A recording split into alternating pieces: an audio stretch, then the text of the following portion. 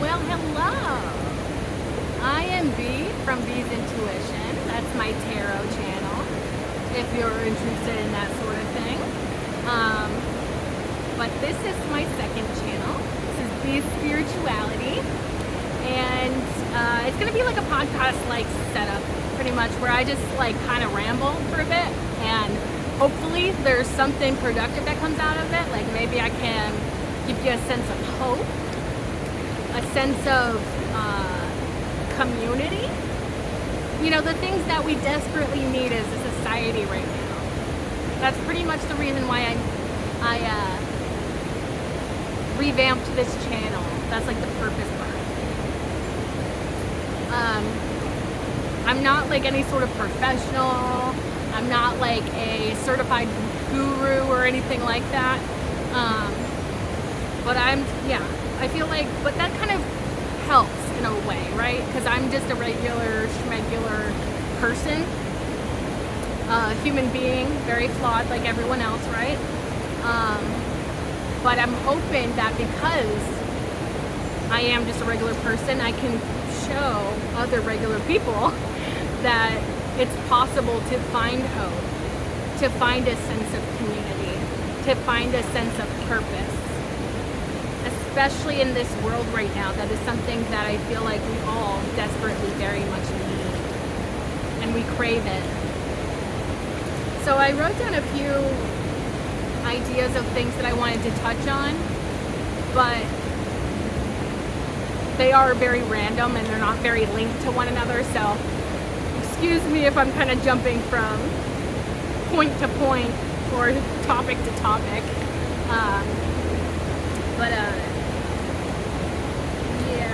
Let me take a glance. I was thinking that maybe the best way to sort of articulate what I'm doing here is I can be your spiritual companion.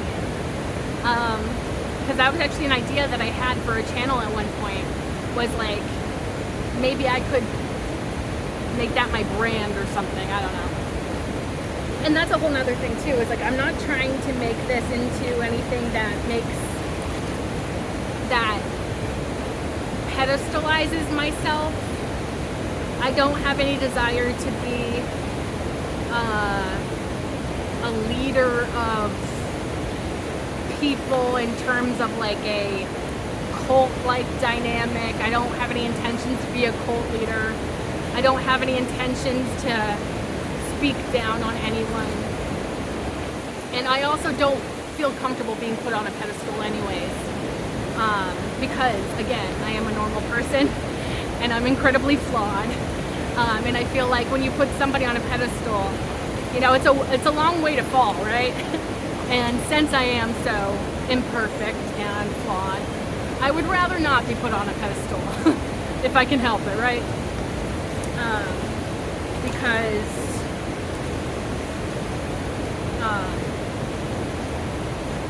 it just doesn't really feel like comfortable to me, I guess. Eventually I might like make something like a merch or something, like maybe shirts, or maybe I'll sell some of my art in relation to this channel. But other than that, I'm not trying to really sell you anything. And I'm also not trying to convince you of anything either. So if you come here and you're like, I am not spiritual, I don't believe in spirituality, I don't know, I'm an atheist, or, you know, whatever. That's totally fine. As long as you don't actively hate on me, that's totally fine. As long as you don't totally hate on me and my own beliefs, that's totally fine with me. Anybody is welcome here. You don't have to subscribe to these ideas or the way I think or whatever, because I don't believe in doing that. But I'm just hoping that through my random rants and ravings, hopefully there's something helpful for someone out there. And I really just wish to be a good influence. Pretty much is what I'm here for, is like trying to just be a good influence on people, to help inspire people to be, you know, kinder, not only to everyone else, but to themselves as well. Because I'm of the belief that sort of, being kind to others, that starts within. How you treat yourself is more than likely how you treat others. I know that's probably a controversial thing to say, because there's plenty of people that probably think, oh, I'm so kind to everyone and everyone only takes advantage of me and I only am ever mistreated, nobody ever, I don't know. I'm hard on myself, but I give everyone else, I don't know. Because I used to be like that. I'm not trying to make fun of anyone that's in that mindset, because I personally was there myself. But I think and I'm gonna just say, like, how do I word this? That's a whole nother thing too, is like, because I'm pretty much giving myself a platform to speak, I have to be very careful with the way that I word things, because I don't want people just walking around the world being like, oh, B told me that it's okay to slap everyone in the face. And it's like, wait, how did you get that from what I said? So I have to be careful with how I word things, because I also don't want to, upset anyone or make them feel more isolated when everybody is feeling super isolated in this day and age. But I'll just talk about my own personal experience, and hopefully that will help somebody understand where I'm coming from. But I used to identify as an empath, and currently I don't really identify as an empath, and it's mostly because of like the meme that pretty much has been made of empaths, where it's like pretty much just white people saying that they're an empath, but then behind the scenes they're like doing awful shit that is just like horrible. Like I typically like to think of the people that self-identify, and I'm not trying to make fun of, if you personally identify as an empath, I'm not trying to judge you, because I'm sure that there is a good amount of people out there that genuinely are empaths, and they're very sensitive, and they treat people with kindness. I'm not trying to say that all people that self-identify as empaths are terrible people, but I'm just saying, in the public eye specifically, there's a lot of people that identify as empaths but then do really crummy stuff. And I sometimes see it through the lens of like, these types of empaths, are typically white, and they're the types of people that say that they're empaths, but then like they'll get married on a plantation or something, and it's like, I don't think you're an empath. Because wouldn't you be picking up on that negative energy and all that trauma? But yeah, so pretty much I also think of like people like, hopefully I'm not like totally like and I'm just gonna say it, because that's a whole other thing too, is sometimes I filter myself too much to the point where I don't make the point that I'm trying to make.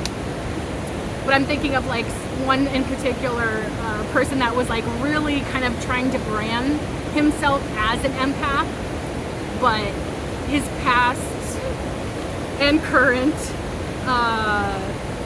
actions didn't really reflect that. I'm thinking specifically of Shane Dawson, and yeah, how that's like super problematic, because it's like, yeah, you can say you're an empath, but if it doesn't align with your actions and how you show up in the world, I don't think that, because I do really believe that people are actions.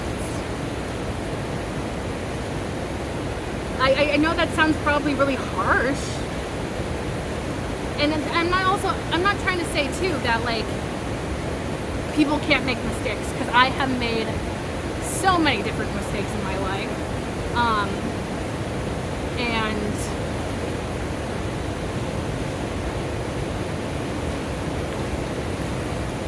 like I don't want anybody to feel trapped inside of their bad actions and be like, well, I guess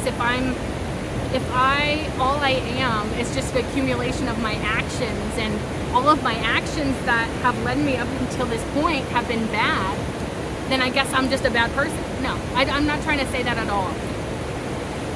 But I think that maybe I should just like word it in a way that's like less black and white. Pretty much, I think most of the time, our actions are a direct reflection of who we are. But at the same time, I want to encourage anyone that has had a really negative past, where they've done a lot of things they're not proud of, where they've, hurt people, hurt themselves, whatever. It is possible to change. And you do not have to identify as that past self. You can show up starting today, in this moment. You can wipe that slate clean and start anew. You can decide today, at this very moment, that I'm gonna make an active effort to do the opposite of what I have been doing. But yeah, so let me get back to my main point. Being somebody that used to identify as an empath, pretty much the term that I like to use now is just, being a sensitive person. And I think that that's actually maybe even more empowering, because sensitivity is seen as a bad thing in our society, in the world probably. It's seen as a weakness, it's seen as a bad thing, it's seen as, oh, you shouldn't be sensitive. But I think it's a superpower. And I think that this world could do with a little bit more sensitivity. I'm just gonna say it. I'm just gonna say it right now. Yeah.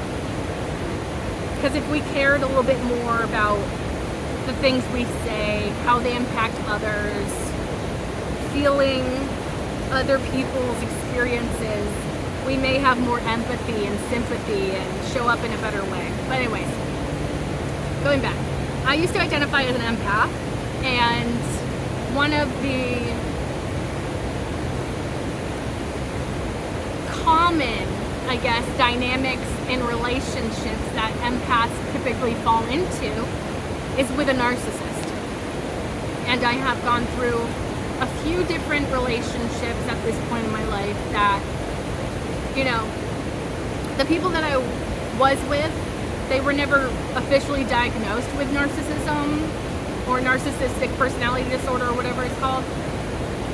And they most likely will never be, because who would willingly say to a therapist, yeah, I think I'm a narcissist, so can we evaluate that?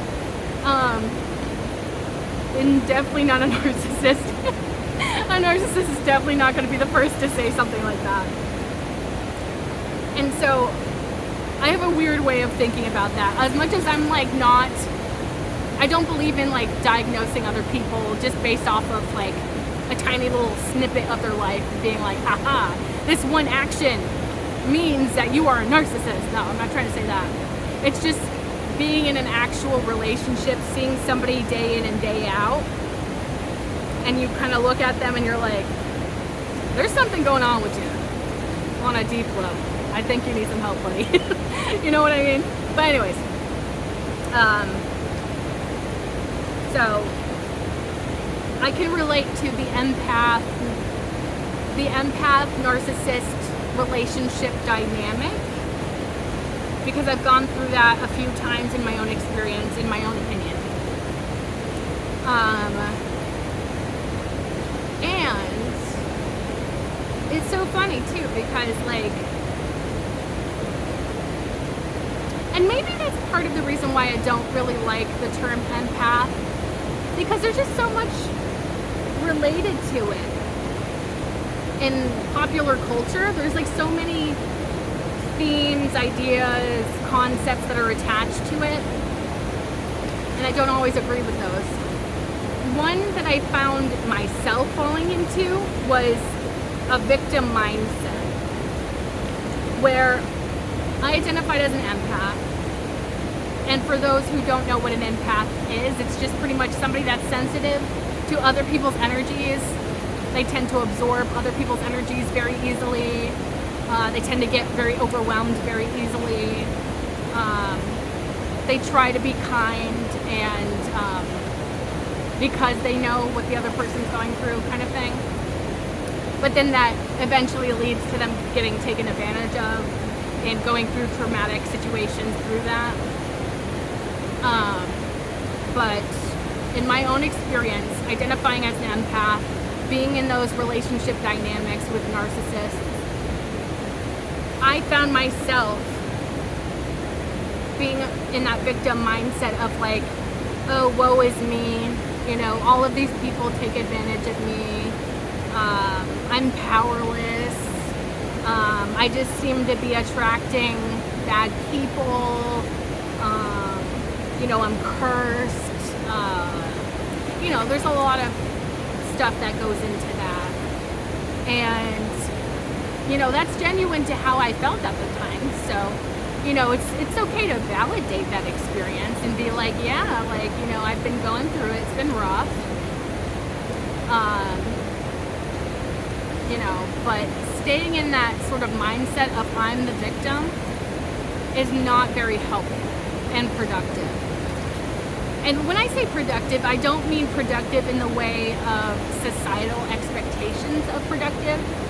I don't mean like hustle culture and that sort of thing. I mean productive in the way of like gaining actual peace in yourself, in your life, in your mind. You know, things making an impact in a positive way. Because like that's the thing with a victim mindset is it's not very productive in the sense of it's kind of a cycle. And you kind of need to break free from that if you're going to find happiness, hope, joy, self-respect even. And there's like that part that is very necessary of us facing ourselves as empaths and being like, yes, I feel like a victim, but are there maybe ways in which I am behaving and acting in the choices that I'm making to maybe subconsciously, it's usually not a conscious thing, but subconsciously keeping me in this cycle of attracting this specific type of people and maybe only getting into relationships with those types of people.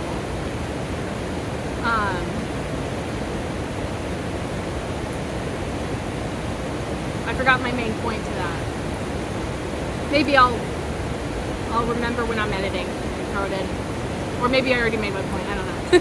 But pretty much like I had to face, when I was in my healing phase after breaking free from those narcissistic attachments, I had to face the fact that not only was I making unhealthy choices, decisions that were actively keeping me in that victim mindset, but also, and this makes sense if you're coming at it from the perspective of empaths kind of soak up energies from other people, it's important to realize that once you leave that relationship with that narcissist,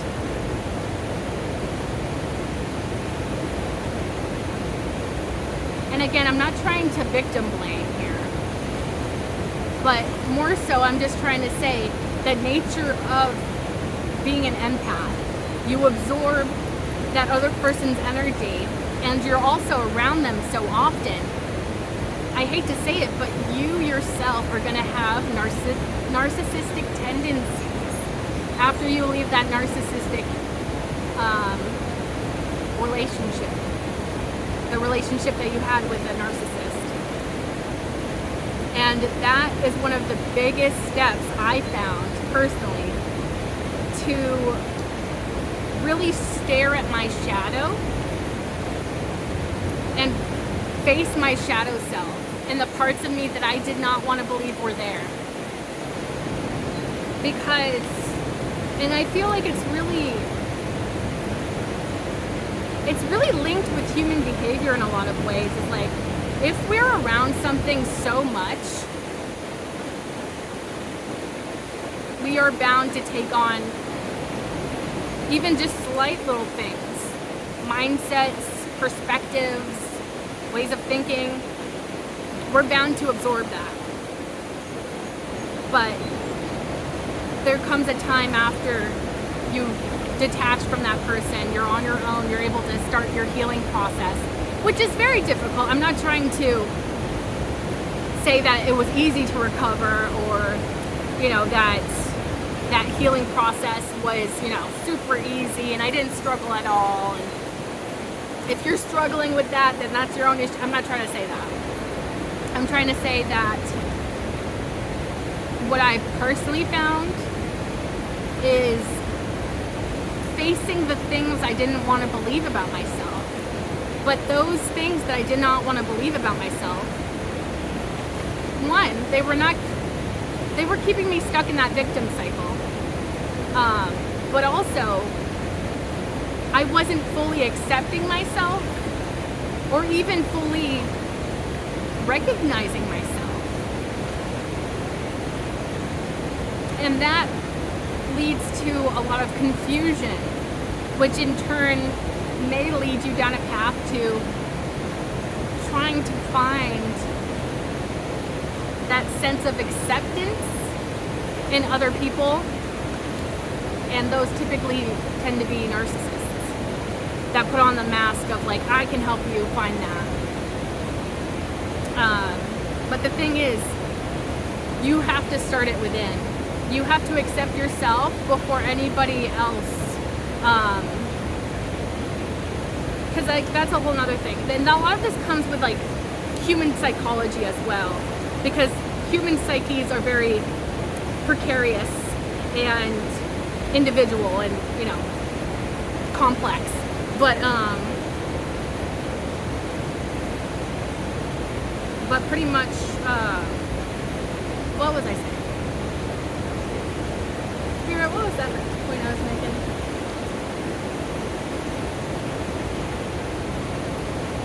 Oh, yes. I'm not of the belief that, I don't like that saying of like, what is it called? Or how's it said? It's like something along the lines of like, you can't expect anyone to love you unless you love yourself first, or something along those lines. I don't believe in that necessarily, but more so, I believe that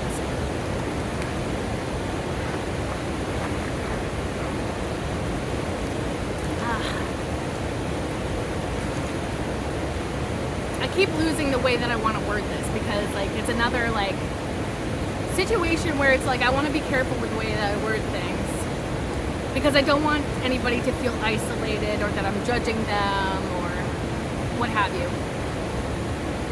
But I would say maybe,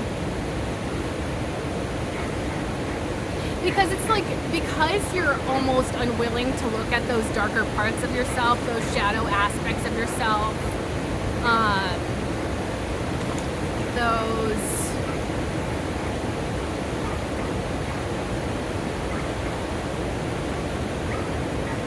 those darker parts to yourself. You're not fully looking at yourself, and if you're not fully looking at yourself, or looking at yourself fully, like as a, you know, as who you are, just all together, then how are you going to accept yourself if you're not fully aware of all that you are? In a way that I also like to kind of word this, I guess, is like trying to figure out a comfortable way to sit, and it's just not happening. But I guess like a way,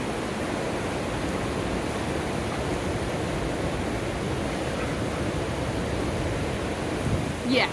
So pretty much, in order to accept yourself, you have to first figure out who you are.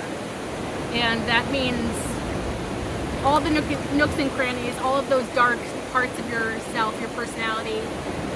Oh yes, that's what I was trying to say. It's like, the way that I like to word it is like that phrase, as above, so below. So in terms of this instance, it would be, yes, I am incredibly kind and loving and caring and compassionate. But if I'm real with myself, if I'm really real with myself, because I'm a human. Humans are not meant to be perfect. There's not one perfect human on this planet right now. I can promise you that. I can promise you that there is not a perfect person in this world.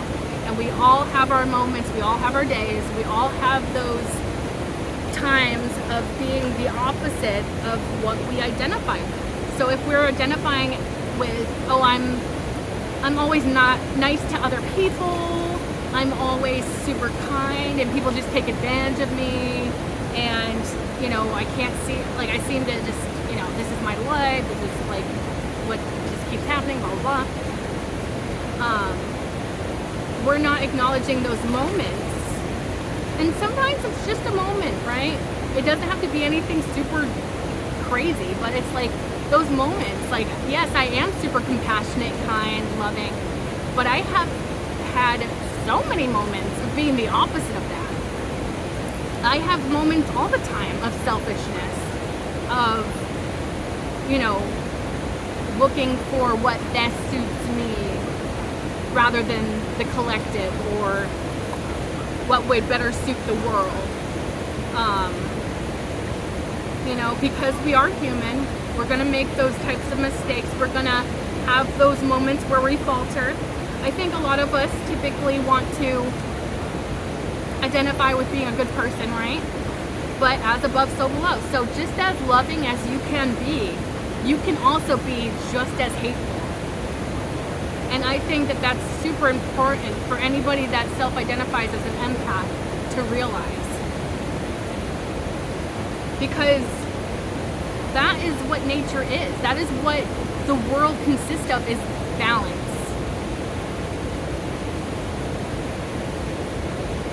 And that's kind of like, I mentioned balance in the last podcast episode as a very important theme, and that's actually a very strong theme in my own spiritual belief system, is balance, the idea of balance.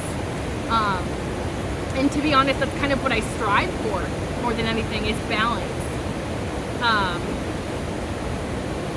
Because if you, yeah, and it's also like, either way you go, like if you are somebody that,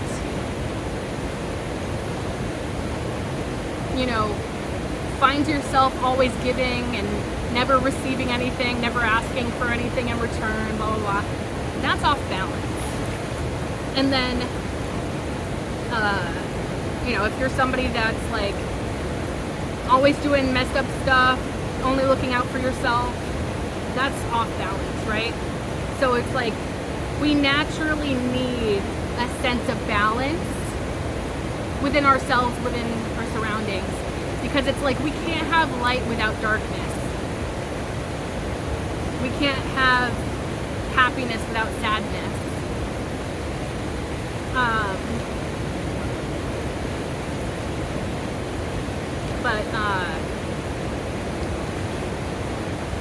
We can't have day without night. Like, there's a natural balance to the universe, to the world, to nature. And pretty much it's important for us, I think, typically to try our best to find a place of balance, or balancing out of those energies. And actually, while I was saying that about like when you give too much and don't receive anything back and you're completely non-selfish, something that typically happens, at least in my experience this happened, is like when I did that, when I was just always giving, never thought of myself, always tried to think of everyone else before myself, you know, whatever, all that. What that led to was burnout. And that burnout would lead to me being selfish, being angry towards other people, being,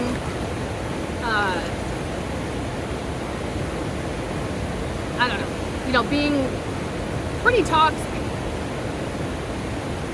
Because I was getting to that point of burnout.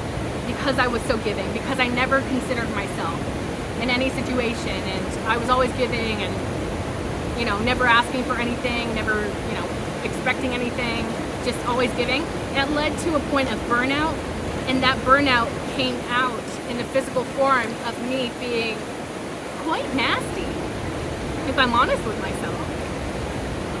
And there are so many moments that I reflect on that I'm not proud of, and typically, sometimes, and I think this is pretty common amongst humans, is like, typically when we lash out from that burnout, it's typically not even at the people that may deserve that. I remember back when I was actively in that relationship and experiencing a lot of that, well, one of the relationships that I was in that sort of dynamic, I was reaching a point of burnout, and instead of talking to that other person, well, I did eventually try to talk, but there were moments where I was too afraid to talk because I didn't want to sabotage the relationship or ask for anything, or, be seen as selfish or self-centered, blah, blah, blah. But when I would reach those moments of burnout, I would typically lash out on somebody that wasn't even related to what was actually stressing me out. And the person that really did make me feel like they were taking advantage of me. But yeah, those moments are important to consider, because it really is about making a balance. And with that balance, I wanted to come across as, you don't have to be judgmental of yourself and the past self that you were. You don't have to feel ashamed or guilty necessarily about those moments, and you don't have to hold them over your head forever and be like, see, this is why you're a piece of shit. I'm not trying to say that, but rather a place of balance that comes in with recognizing that you're human and that you're bound to make mistakes, and that you're allowed to make mistakes as well. But when you actively recognize those patterns and those moments of burnout, lashing out on people that don't deserve it, you can come to this place of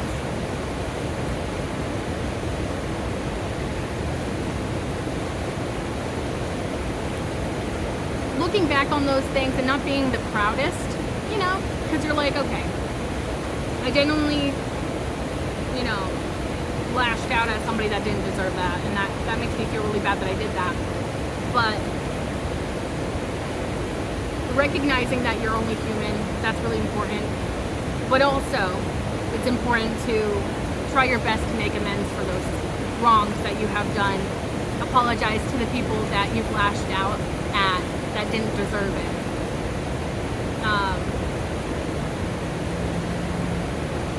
And actively trying to be a better person in the present moment. Which, being in the present moment is a very important part of spiritual balance, I would say. And maybe spiritual fulfillment to an extent, because it's like, the more we focus on the past and on the future, we're not in the present moment, and we're typically miserable if we're thinking about the past or the future too much. So being in the present moment and making better decisions, choices in the present moment, rather than thinking about how, oh, I used to be such a piece of shit. I used to treat people so crummy. Instead of being in that mindset, or, thinking into the future, like, I don't know, I can't think of it in this context. But anyways, being in the present moment and really just deciding that in this present moment, I'm going to show up as my best self and try my best to not fall into those same patterns that I used to, that were toxic. I feel like that makes a big difference, a big impact. and breaking free from those patterns, those more toxic, unhealthy patterns of behavior. But yeah, I had to face, after that breakup, that significant relationship, I had to really face the fact that I absorbed a lot of narcissistic features, attributes, behaviors. And it's not that I am a narcissist, which, you know, working through it, you come to realize that it's not necessarily who you are, but rather just maybe the people you're around, or you know, the people that you experience on a day-to-day basis. You just genuinely absorb that person's behavior, problematic perspectives. And so we kind of have to reprogram ourselves after separating from our narcissist, to actively try to combat those ways of thinking or behaving, so that we can, you know, show up in the world as healthy individuals, but also we can break free from that pattern of shame that we feel, because we're making that conscious effort. When those like problematic actions, behaviors rise to the surface, we can consciously go like, yes, that is the part of me that I want to get better at.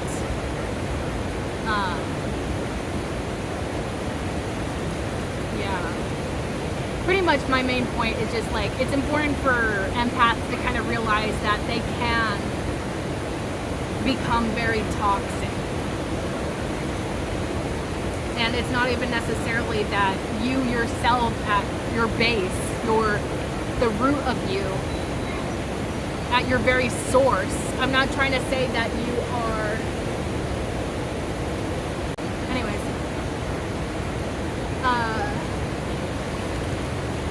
Yes. My main thing is just to reflect on that. Because if you only identify as only ever being a good person, and that, you know, people just take advantage of you, etc., you miss those blind spots. And those blind spots make a difference and an impact in the world.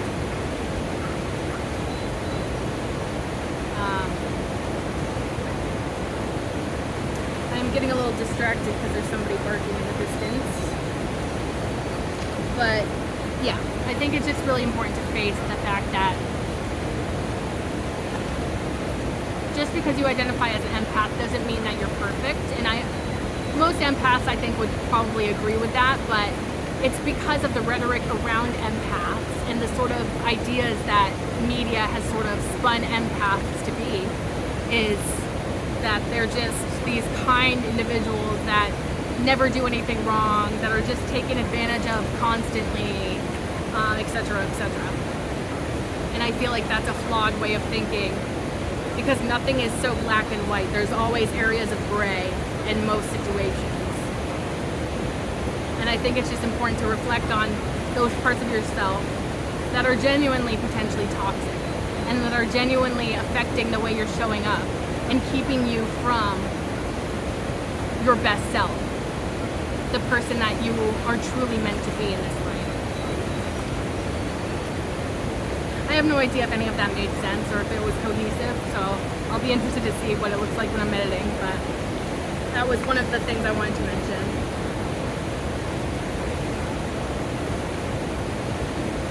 I wanted to really mention AI from a spiritual perspective, because I think that we all have been victims to AI advertisement at this point, and how we probably interact with AI on a regular basis. If you just Google stuff, you know, which is something that everybody does, right? You are interacting actively with AI all the time now. In your Facebook feed, YouTube videos, literally everywhere. But my concern is the way in which AI has been used to, and this I've been seeing more and more recently, it's been advertised to humans as a way of taking away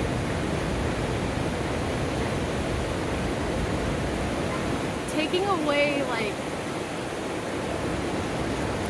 I don't know, like taking away an individual's power, but they spin it in a way where it's like a positive thing. For example, I came across an advertisement earlier that was something along the lines of like, oh, you know, if you have a lot of options and you don't know what to pick, here's AI that will pick for you. Then there's also AIs that will write a whole book for you. You don't even have to write the book. AI will literally write the book for you. All you have to do is slap your name on it and sell it, and that's a quick clap. There's YouTube channels that are literally just about taking other people's content, mashing it up with AI and spitting it out, making a lot of money. And I find that incredibly concerning. Oh, there was also, like, I think, was it Apple or one of those tech companies that was trying to say like, or maybe it was Google, but it was like along the lines of like, AI can make your decision for you, can navigate these difficult questions for you so that you don't have to think, so that you don't have to decide, so that you don't have to make that choice yourself, so that you do not express yourself through that book and have a good, healthy outlet for your creativity. The way in which these companies are advertising AI is really concerning because it's convincing people that they do not have what it takes to make their own decisions in life, that these, and that's another thing too, they take everyday situations but put a twist on it to make it feel like it's way more difficult than it actually is. Where it's like, you know, oh, you can't decide between these things? Just have AI decide for you so that you don't actually have to use your brain, that you don't actually have to make decisions, that you don't have to face the repercussions of your actions maybe even. Like, I don't know. It's just very bizarre because it's really feeding into issues that we already have in our culture, in our society, in our world, of people turning off their brains. And what is that setting us up for other than authoritarian systems being in power over us, constantly having power over us? Because if we shut off our brains, we're not going to be retaliating. We're not going to be standing up for what is important. We're not going to be doing what's right in the world. We can't have AI make all of our decisions for us. We can't have AI think for us, because that's leading down a very slippery slope that is going to make us nothing but mindless drones doing whatever the hell the people in power want us to do. And it makes me really frustrated and upset that something that could, you know, and I've heard other people talk about AI and how it's used that's good or bad. It's not necessarily inherently good or bad. And I can see that perspective, definitely. But I think the real problem is most of these companies are using it in a bad way, actively. Individuals, companies, corporations, people in power, they're using this AI in a way that is taking away our human rights to our own brains, to our own faculties, our own bodies, our own emotions, our own, I don't know. This is really really just kind of me brainstorming a point, I guess. But pretty much my main point is just, I think it's very important to be mindful about the messaging you're receiving right now of AI. And maybe notice in your own life if you've been seeing advertisements that are trying to take away your ability to think for yourself, but they put it in a positive spin to make it feel like, oh, AI is just here to make your life easier. No, they want to replace your brain that's able to think for itself with AI. As long as you're just clicked in completely, just tapped into AI and allowing that to make all your decisions for you, so that you never have to face a difficult decision ever again, so that you never have to experience an uncomfortable situation ever again. You know, all that kind of stuff. Like, they are wording it and putting it in ways that make it sound really positive and expansive, and it's going to make your life easier, it's going to take away those stressful parts of life, but it's not. They are literally trying to brainwash you into turning off your brain, and don't let them do that. Your brain, and I know this sounds probably obvious, but your brain is one of the most powerful tools that you have. And pretty much don't let these corporations take over your brain and brainwash you into believing that the way that they want to use AI is actually going to be helpful in any sort of way, other than just to line their pockets with cash, and to make a population that is completely brain dead and unable to think for themselves, form their own opinions, feel their own emotions, face difficult things. Because that's a whole other thing too. It's like, when we face difficult challenges, when we overcome these types of things, because that's another thing too, is like, it's making humans out to be incapable when we are the most capable. We are literally so capable of navigating everything in life. And yet these corporations are trying to advertise to us as if we're too stupid to make up our own minds. We're too dumb to know what choice to make. We're so dumb, just let this stuff handle it. But the thing is, the way we build our identities, our own confidence, our self-esteem, is through us facing these difficult challenges and surpassing them, making it through those difficult situations, making those difficult decisions. That is where we get our self-worth, our self-value, our self-esteem. And so it's really, really important for us as humans to combat, as best as we can, of course, to combat this messaging that we're receiving daily, multiple times a day, that AI is the solution and that we can practically replace our brains with AI.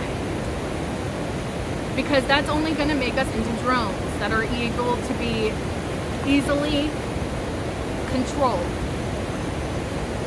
And, you know, because, and it's also removing our ability to connect with others as well.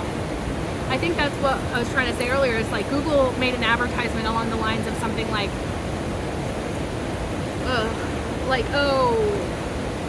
somebody's like messaging about like, oh, what'd you get Dad for Father's Day or something, and then it's like, oh no, I forgot to get something for Father's Day, and then like AI somehow helps or something, saves the day. And it's like, and then you can show up as like, yes, I got you this gift, I didn't even forget, blah, blah, blah, or something. Like, I don't know. It was like a weird advertisement along those lines. I know I'm probably butchering it, and that's probably not what the advertising said specifically, but more or less, that was the idea. And so you can show up in that moment and be like, I didn't forget you, Dad, here's your gift. And yes, I am perfect, and blah, blah, blah. But that's taking away that sense of community, that sense of being human.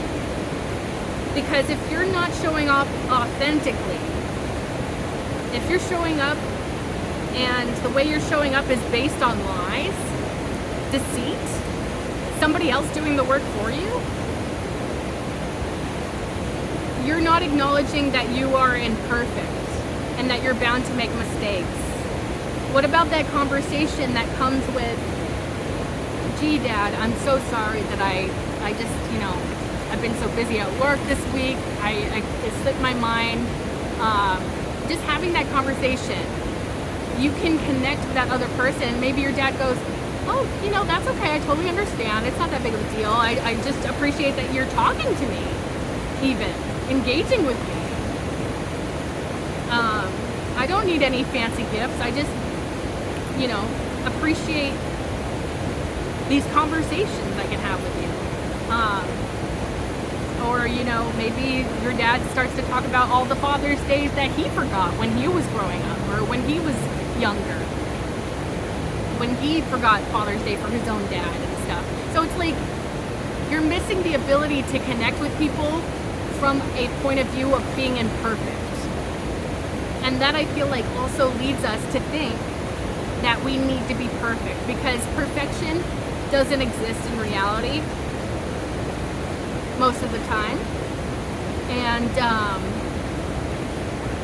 the more we try to be perfect, the more miserable our lives are going to be, just straight up. Because we're humans, we're bound to make mistakes, we're bound to have imperfections. And that's not a bad thing. And I'm so tired of society telling us that being imperfect is bad, making mistakes is bad, having moments of failure is bad, when that's really just part of being a human, having a human experience, going through life in a way that's like with a real pulse, I just want to get back to how human interaction is supposed to be. We're supposed to have community. We're supposed to connect with one another. Even if that means we're showing those vulnerable sides of ourselves, where we're not perfect, when we don't remember everything, where we don't always have the perfect answer, where we don't always make the perfect choices.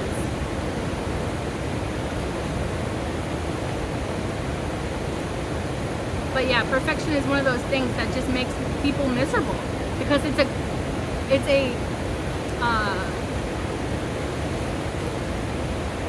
like a distant goal that is always out of reach. And if you spend your life trying to be perfect, trying to make the things that you can control perfect, you're going to be burnt out, miserable, and probably wreaking havoc in somebody else's life because of that. That's a whole nother thing too, and that's kind of part of the reason why I want to make this channel too, is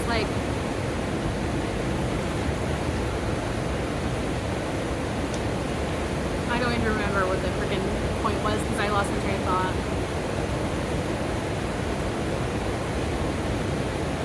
It's okay to be imperfect.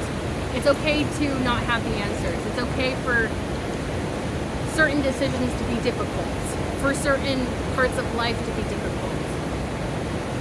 And I'm just afraid that AI is just going to convince us that we don't have what it takes to navigate through those things in life.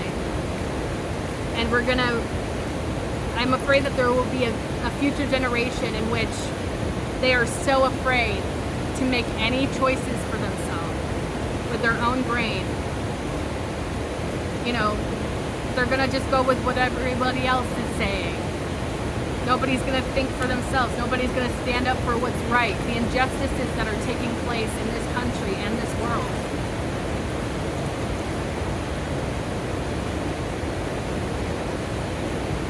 Yeah. Pretty much I'm just troubled. I'm troubled with the way that AI has been advertised to us and what that means for future generations. Because we're straying further and further away from community and human interaction in general. And I feel like AI is just another wedge that is breaking apart what it means to be a human, what it means to have community, what it means to be able to interact with other people in a way that's real and authentic.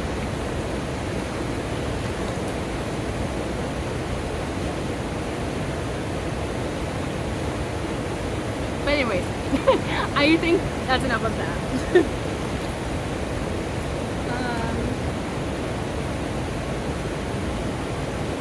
Yeah. I think probably that'll be it for the main points that I really wanted to mention in this episode, just because I don't want it to just turn into a whole negative rant and rave about something that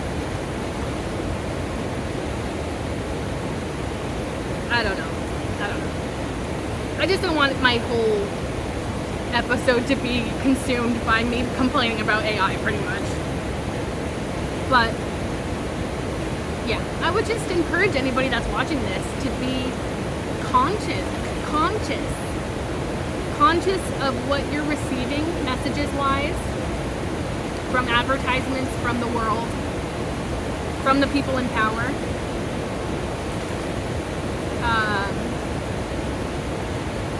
And making decisions for yourself, even if you feel like you don't have what it takes to make decisions, because you do have what it takes to make decisions. Very difficult decisions, because that's a whole other thing too, is like we're also trying to separate people from their own intuition, from their own instinct within themselves.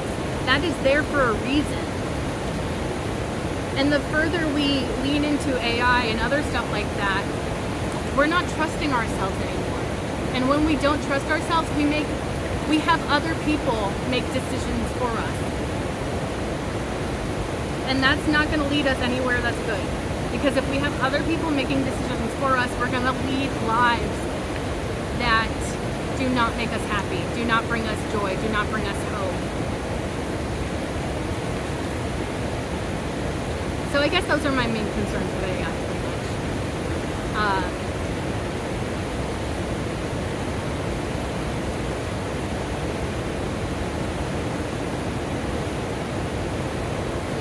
Like, I do believe that AI can be used in some ways that are actually beneficial, but I feel like those ways are slight and far,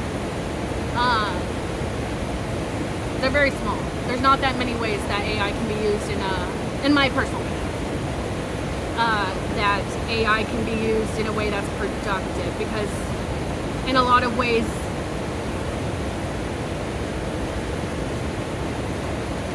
I don't know, maybe that'll change someday, because I'm thinking, like, even stuff that we think is lighthearted when it comes to AI still has major impacts, like, such as something that people like to do is, like, make mashups of, like, Beauty and the Beast, but with an 80s movie aesthetic. And that seems so harmless and fun, right? Like, oh, like, how cool that it created this, within seconds. That's really cool and interesting. And yeah, to an extent, yeah, it is, but these AI systems are taking images, art styles, other people's work without crediting the original artist. They're taking other people's work, human work, that AI didn't create. They're taking all of it, putting it into something, and it's discrediting real artists, human artists, and it's making those artists feel unappreciated, undervalued. It's taking away business from them, if that's their, like, income. And, like, there's just a lot of issues with it that I feel like is really problematic. So anyways, I keep going back down the AI route, but I don't want to stay stuck on that theme forever. But maybe I would even encourage you, instead of leaning into AI, how can you be creative for yourself. Express yourself creatively in your own life. And I'm of the belief that creativity happens in many different ways. And it's not always making a piece of art, you know, with a paintbrush, or performing in a play, or dancing. You know, it can be in so many different ways. And I feel like we could expand our ways of thinking about those things. And that could really help inspire other people that may not typically see themselves as creative. But yeah, I would just, whatever it is that sparks joy within you and feels like a healthy outlet for your mind, for your ideas, I would definitely encourage anyone out there to lean into that heavily. Because not only is that a great, healthy coping skill, but it's also important. Art is so important in whatever form that comes in. And I do believe that we all have something in our lives that is art in some regard. Something that we can do that will create art.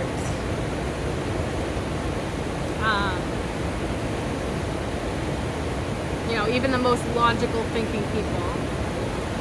But also, I think that there's a big part of art that is sort of intertwined with what society thinks art is and what other people consider to be good art or bad art. And I don't think that that really exists. I think it's just art, and everybody has their own style. Everybody has their own twist. Everybody has their own perspectives of things. And that's beautiful.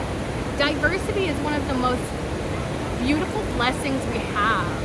And I feel like technology and the way that the world is going, it's trying to separate us from that and remove that sense of diversity.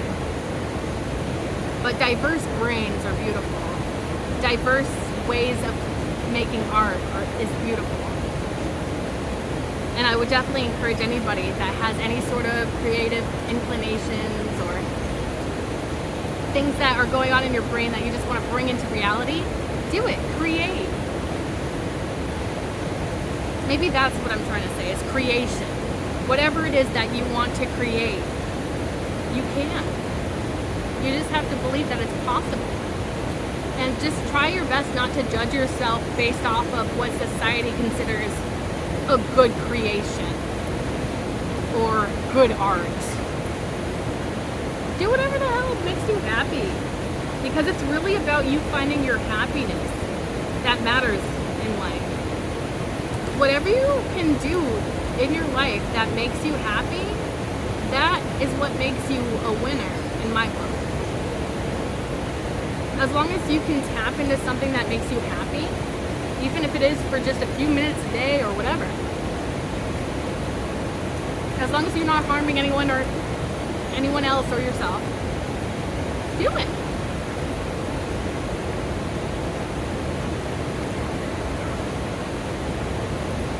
Because there's so much beauty in imperfection as well. And that's a whole nother thing that society tries to tell us is not true.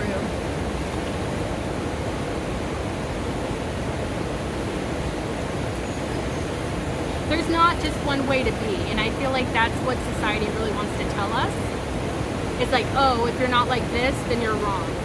If you're not doing this, then you're wrong. If you don't look like this, then you're wrong. And it's like, no, screw all of that, actually. One of my favorite things is whenever I see an Ozempic commercial, I'm like, you know what? That just makes me want to gain weight even more. What about that? What if I don't take Ozempic? What if I actually take a big old double cheeseburger and stuff it right in my face?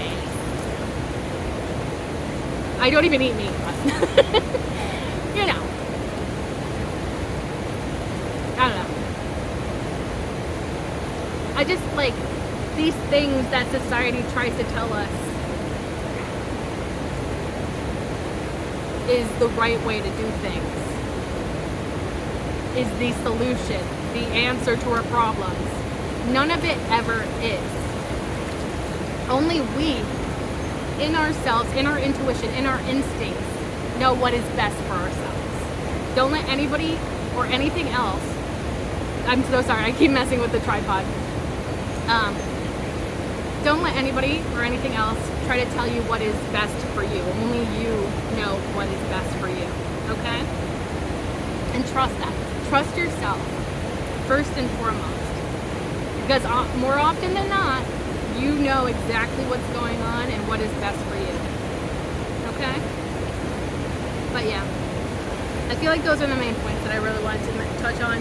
I have like a whole list of other stuff, but I'm going to save those for a different podcast episode because I could take just one of these points and go on about it for hours, but we don't have time for all that. Let me see what I was,